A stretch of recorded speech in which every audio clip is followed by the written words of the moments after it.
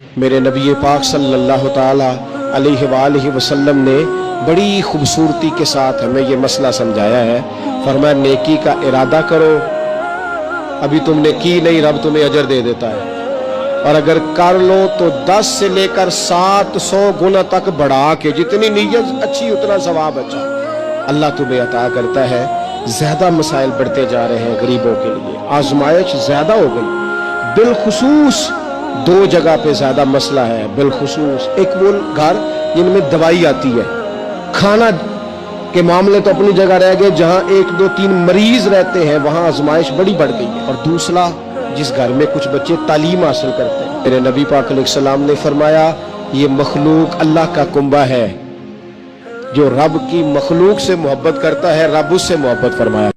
حضرت علی شیر خدا رضی اللہ تعالیٰ عنہ فرماتے ہیں کہ سیدہ فاطمہ الزہرا کو میں بیاہ کے لایا، سارے گھر کے کام حضرت فاطمہ نے کیے، میں مزدوری کرتا 2 گھنٹہ یا 1.5 گھنٹہ، زور سے عصر کے درمیان کام کرتے، 2 کلو کھجوریں ملی تو مولا علی نے اٹھا کے اپنی کمر پہ رکھی، باغ کا مالک کہنے لگا علی تھوڑا کام اور کر لو، فرمایا 2 کلو ہو گئی یا بڑی ہیں، 1 کلو میرے بچے کھائیں گے، 1 کلو مدینے کے غریب بچے کھائیں گے۔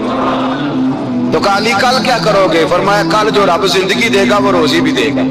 تو بندہ مشورہ دینے لگا، کہا علی جائز پیسے تو اکٹھے کر لینے چاہیے، کیا حرج ہے؟ تو شیر خدا نے ایک جملہ کہا پر شیروں جیسا کہہ دیا۔